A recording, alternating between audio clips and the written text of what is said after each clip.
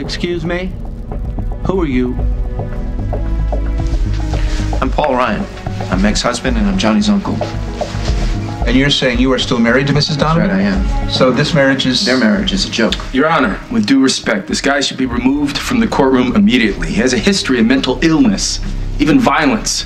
That's why his marriage ended. Meg is not your wife. Paul, you need to stop. You're embarrassing yourself. I have proof, right here, that their marriage is not valid. Your Honor, I must object. My client's marriage is not the subject of these proceedings.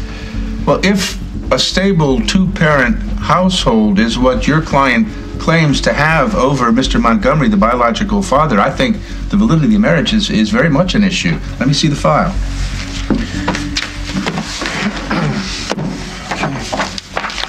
This, here, is a copy of our divorce papers, signed very sadly on January 19th here in Oakdale. And this here is a marriage certificate from the state of Nevada, dated January 26th. Yes, I can see that. What I cannot see is anything here that would nullify the marriage. But this here is a copy of the divorce agreement that Meg filed in the state of Nevada, and you can look at the date. December 15th, 2008. Meg also filed this as a resident of the state of Nevada, also not true, but most importantly, on December 15th, Meg was still here in Oakdale with me, pregnant with my little girl. We were still married.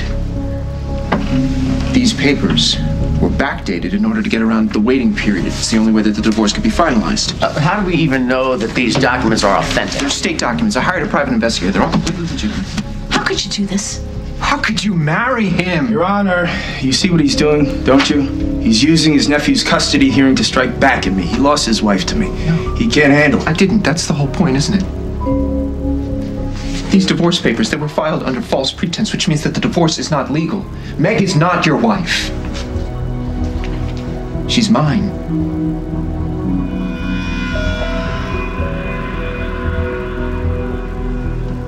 So what's this grand plan of yours? This is so terrific. Look, you and Brad fell in love on the show. The audience watched you. They took the journey with you. They saw you get married. And now the next logical step in the journey is you're going to have a baby, right?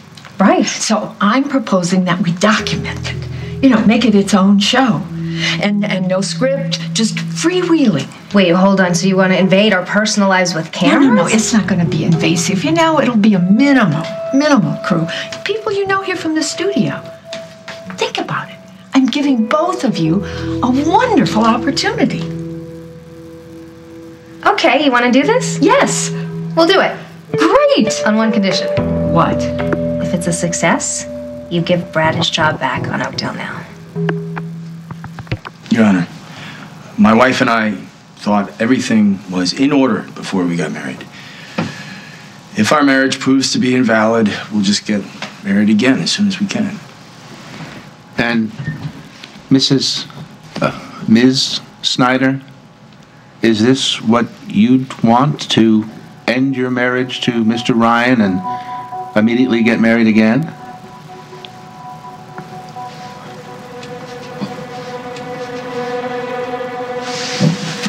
Yes, Your Honor. No. I can't remain married to Paul Ryan. It was troubled from the very start.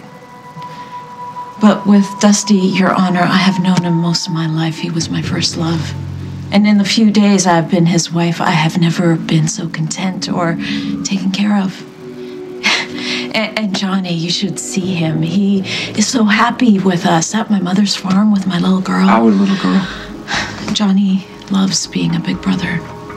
Why are you doing this? Why are you saying all these things? You don't love Dusty. I know you don't. Your Honor, That's it. Mr. Ryan, I want you out. Johnny, away from Craig. Mr. Ryan, you are totally out of line. You don't believe me? Fine.